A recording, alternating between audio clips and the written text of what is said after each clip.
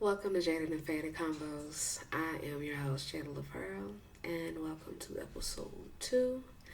And just like the first one, we're definitely going to get into some pretty interesting stuff. I feel like we got a lot more to unpack with this particular topic for the night, but I hope y'all enjoy it as well. Alright, y'all. So, this episode is called Polls for Everybody with Terms and Conditions. Okay? So you can kind of ponder on what exactly does that mean. Some people probably already have an idea of what that really entails. So, as we know, when it comes to terms and conditions on anything, we read it in the things that we purchase. We read it, of course, when we are signing up for something. A lot of times we ain't really reading it. We just go ahead and just scrolling through and decide to be done. But of course, terms and conditions are set in place for specific reasons when it comes to the agreement or the exchange that you're having with a particular service, a particular brand for whatever reason, all the things, right? But you wouldn't think that you would have terms and conditions so much when it comes to what dance studio that you wish to be a part of. Okay, so how do we go about looking into finding a pole home or a dance home? We go on social media. We have word of mouth. We Google, of course. You look at, hey, where's the studio that might be in my area, where I live at? How much is it to be able to take classes there? Is it cost effective? Are the people nice?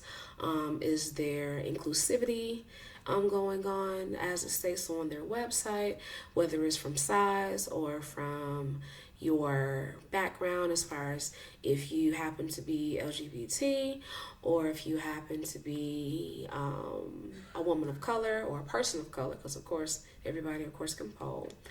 All those different things that you consider when it comes to choosing a dance studio to be able to go to. Also, what type of classes do they offer? Do they offer something that's for my age group? Do they offer something that's a little bit more on the higher age range? Is it more aerial? Is it more low flow? Is it more physical fitness? Is it more sexy seduction? Is it a collective?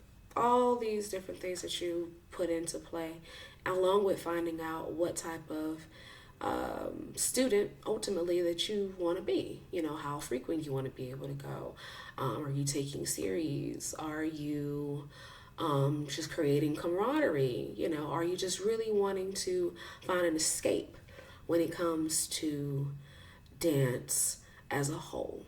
Because it goes back to, you know, what's your purpose for, of course, being there. What does that look and feel like for you? Finding just your direction when it comes to choosing a studio ultimately, right? So you find a location, you find something that resonates with all the various things that you've checked off on your physical or mental list of what you're looking for.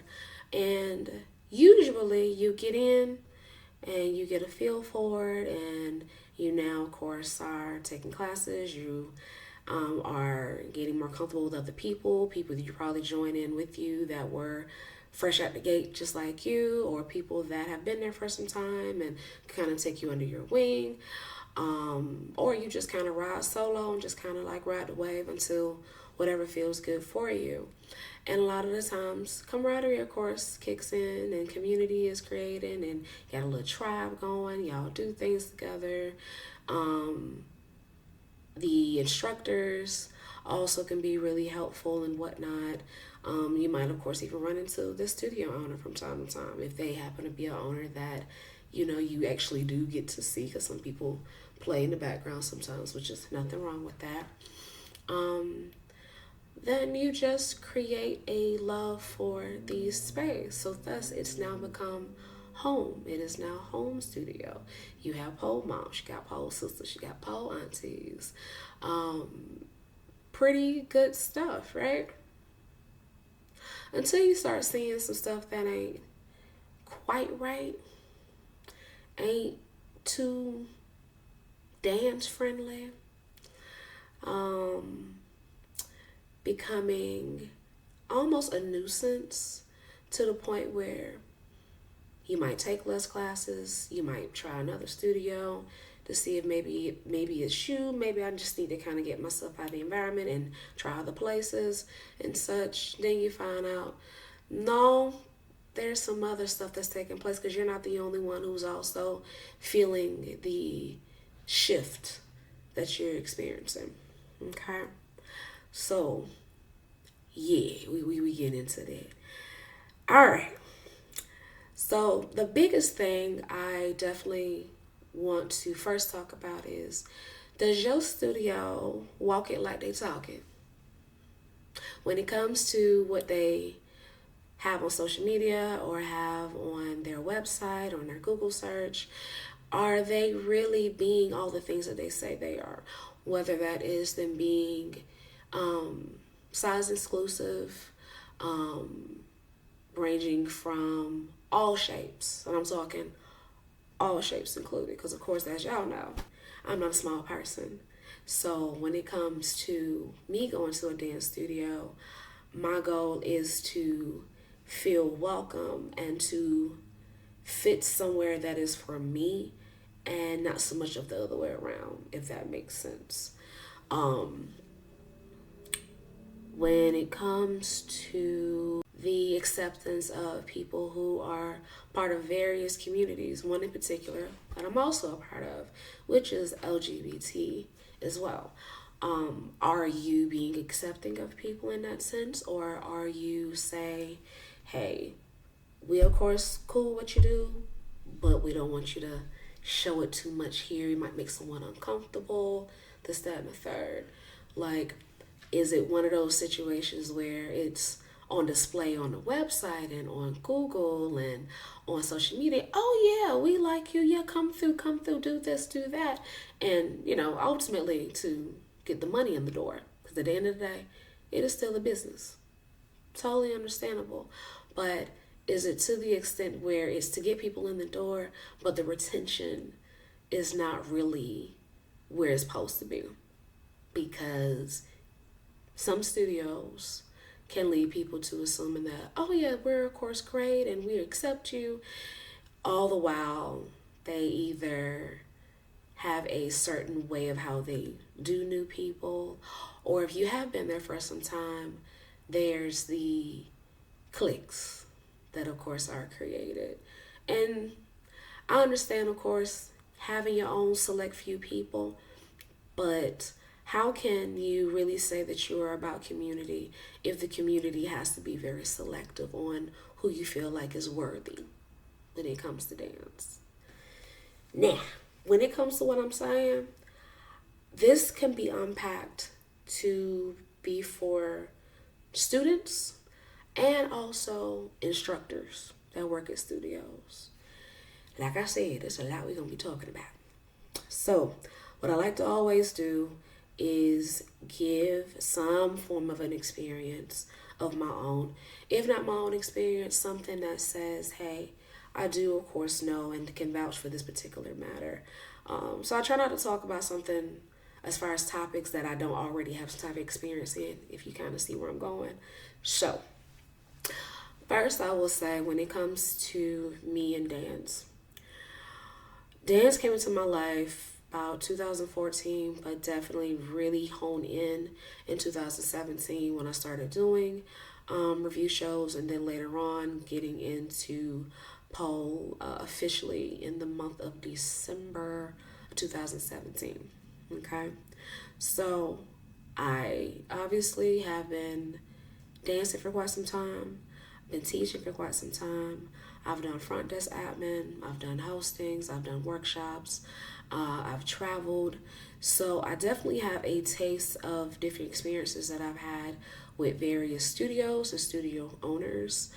So, for example, when I got my feet wet in pole, it was at one studio that was pretty close to where I was commuting from to and work. So it made sense to be able to go to that space. And I got my start there, and it was great. Then I moved and went to another studio where I got my first taste into series and consistent drop-ins, and really had my sights on that place for a long time. That was in a different studio, also according to where I was living at the time. Then the next studio where I ended up getting front desk admin experience, and then eventually, of course, teaching at two different studios actually. That was at a different location. They just happened to be that way. Wasn't really a situation of, oh, I'm having issues with this studio and this, that, and the third, so I'm gonna just move here type thing. No, it was just really one of those things where it fell under all those categories I mentioned of, is it close by? Is it something I can be able to get to and there from this side of town to the next? Is it within a certain distance as far as the things that I already like being a part of as well? Then, of course, learning about the people, because I was very fresh into the pole world, so I'm learning about all these faces and these wonderful talents and that whole gist, right? Okay. Then I actually got into one studio where I had been there for a year, doing front desk work as well as teaching. And I love teaching. I love teaching. I love the person who got me my opportunity to ever teach for the first time. And then, of course, because of her, I still do it. So I always thank my pole mother for that. So because of her, I got to see a lot of things and learn a lot of wonderful things when it came to dance as a whole, and then also looking into it from a teaching and a business structure over the years. But the first 2 years were very crucial from working close with her at the time because of the things that I was seeing at the studio that I was working at the time that was not the best circumstances, and I had to learn to understand what vetting really is all about when it comes to people and when it comes to how you deal with people from a business aspect and from a personal aspect too.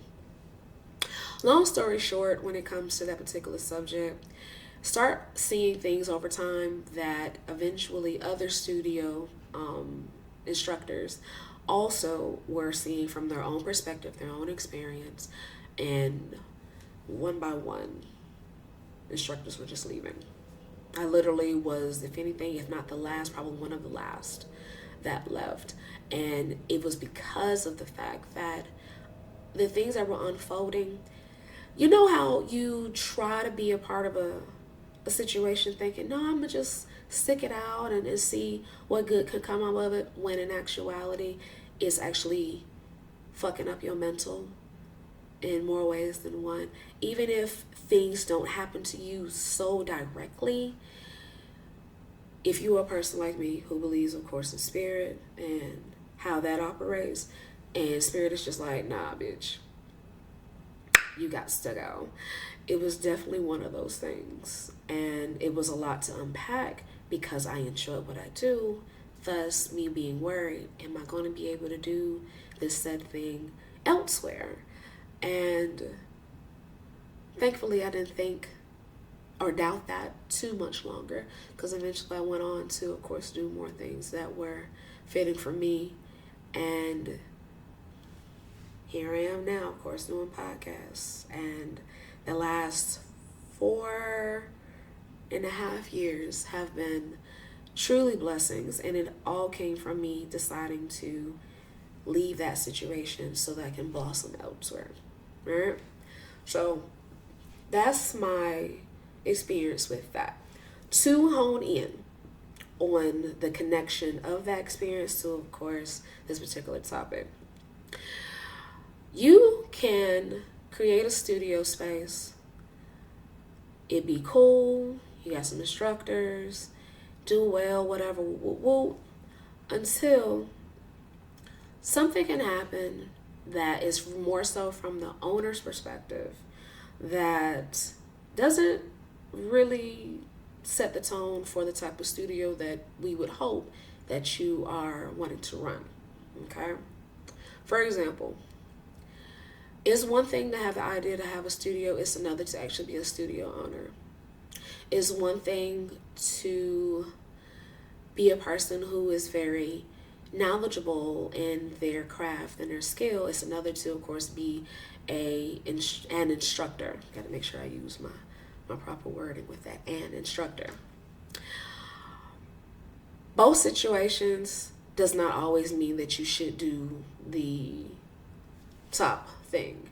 So if you are a person who's really great at your skill, you can be really great at your skill, but it does not necessarily mean you have to be an instructor. You can have the wonderful idea of owning a studio space, but it doesn't necessarily mean that you need to be a studio owner. And I say that from a place of business etiquette. Business etiquette is a very big deal when it comes to any type of business. But a lot of the times people will have this wonderful, great idea to, run something so amazing and can really bring people together for the good of, the dance world, period. But don't know how to talk to people. Don't know how to have a verbal conversation without it getting, of course, combative. Can become messy to the point where there's a lot of shots being, of course, thrown, but never really coming to the source of your real issue. Selective on who's your favorite and who's not, or who's rolling with you at that time, who, of course, is your yes man or your yes woman at that time. Thus, now that's the person that you put all your trust in, as opposed to the people that see the bullshit for what it really is. Thus, they're not rocking with whatever petty boat that you're on. And keep in mind, that goes for any type of business, but because of the fact I've seen it heavily, and I'm talking heavily, in the dance world, it's quite scary, actually, because then it goes back to, well, what's your point of having, of course, a studio? Are you doing it just to be able to say you in the market for one? Or are you truly wanting to be a studio that has integrity, that has purpose, that is showing your value in this community, in this world? Because those things are important. People value what you value. And if you're valuing things that are saying that, hey, I definitely believe, of course, in my students, I believe in my staff, and I want to see them well and to do well and to pour into them, then that's a studio I can be able to believe in, thus want to, of course, be a part of. But unfortunately, that ain't always the case. Even to the point where, say someone is at a studio for however long, and they feel like they're being mistreated, maybe they're not getting so many opportunities at that said studio, and they decide, you know what, I want to go ahead and create my own space. Okay, you create your own space. Maybe a couple of those instructors that were also at the previous studio might be feeling the same way that you do and decide to rock with you to your new space. All right, so you do that, or maybe get some new instructors as well that have no association with the previous location. You up and running, things seem to be pretty good, pretty cool, only for the studio owner to turn around and basically oppress the same way that they were oppressed at their previous location. Thus, you have a lot of studios that have been built out of spite and not out of what's right. Take that however you want it, because y'all know it's the truth for quite a few places, and absolutely not just in Georgia. Okay? So, if you're going to create a studio space, have your integrity intact. Have the purpose of why it exists for good reason and for good standing. Don't open up a space out of spite. Thus, now you're creating these very off cliques and, groups, and it's becoming more of a messy studio rather than an actual studio that I want to learn and prosper from. Thus, creating mean girls within the pole community. So, when it comes to the countless stories that I've either heard directly or I've literally seen unfold on social media. The craziness of having a studio, knowing that there's some communication issues, lack of diversity, being very selective on who you feel is deemed worthy to be at your space or not, can create a lot of divides, especially divides within a person, not even talking about divides with other people, just one individual person.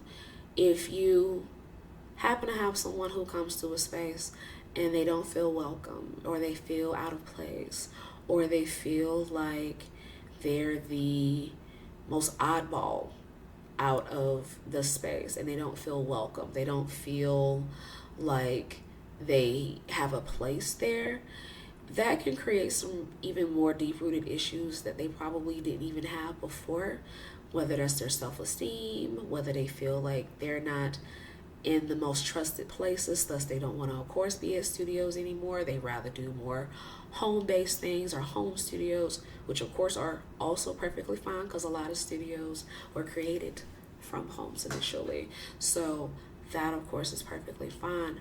But it always goes back to the reasoning of why a student may decide, yeah, the studio isn't for me because these things are happening and I feel uncomfortable.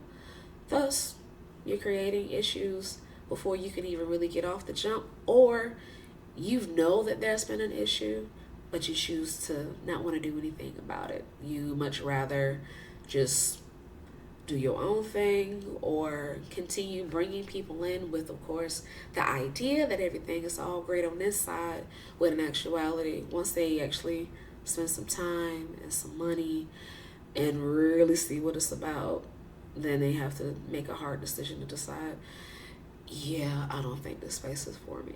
Going back, of course, to with you being a studio owner, whether that is having a physical location or having, of course, a brick and mortar. Research what it is that people are looking for when it comes to studio spaces. All the things, of course, I had mentioned earlier are definitely really big components. And to see if you, as that business owner or that studio owner, is up for the job to provide said things at, of course, your space. Because at the end of the day, it is a service. It is, of course, a duty to be able to provide a space for people to be able to come to that says that I feel at home, I can be able to grow here, I can really expand my talents and even prosper elsewhere in my life because this home made it home for me, right? Otherwise, if you know that you was an ain't shit studio, just be that. But don't play with people in the process, knowing that their hard-earned money being spent with you is really going to waste. Let's just call a spade, okay? So when it comes to having a studio home, whether it is you being a student or an instructor, my advice I could give is vetting. I've realized that vetting is extremely important when it comes to a lot of aspects of existing in this world, when it comes to people that you encounter and situations that you may come across. But definitely in the dance world is vetting from a place of, do this studio or the set of people at said dance studio resonate with me in what it is that I want to convey out into the world? Are we trying to convey good spirit things when it comes to dance? Are we coming with, we're looking for a mental escape and to be able to bond with people, hopefully not on a traumatic aspect, but bond from a place of, we're going to be all right. We're going to do this because this is a healing, sacred place, and we're going to evolve from that. Or are you being a part of a shit show and you being the main attraction. So really sort out the important components when it comes to a studio space, and believe in your sound decision. I know it can be hard, especially if, say, there's not a lot of studios that are easily accessible to you in your area. Maybe you have to travel out really far, or maybe there is one right in the corner, right around the corner, but it don't connect you too well. So any space that you have to go to, you have to travel out some distance for. That happens a lot for people as well too. Definitely encourage being able to find virtual spaces too when it comes to classes, if that is your thing, because I know for a lot of people virtual might be like, nah, I really want to get the class setting, the class presence, and the whole ambiance and such. But if virtual happens to be your thing too, that's definitely another option to consider as well. And even with virtual classes, making sure that you have an instructor that is very clear on what it is that they are to deliver to you per the services that they're offering, and that you are very much a happy person when it comes to what it is that you are receiving from them. All right, y'all. I think that's going to do it for the night. I feel like I spoke more in depth, probably a little bit longer than the last episode. I try to keep these between a good 20-30 minutes. Just so I don't bore y'all or get too long with it and whatnot. But I think that is exceptionally some really good information. And I hope that I gave you something to think about, something to really consider and make yourself more aware of when it comes down to the things that you are a part of when it comes to dance. Because if you're already in a great space, cool. Continue on that. And I hope that you are building great communities within, of course, your tribe. But if there's some questionable stuff taking place and you need to reevaluate, I suggest you do that, and quickly. All right, y'all. So that is it for the night. Again, thank you for joining me for Jaded and Faded Convos. I am your host, Jada La Pearl. I'll see y'all. Be easy.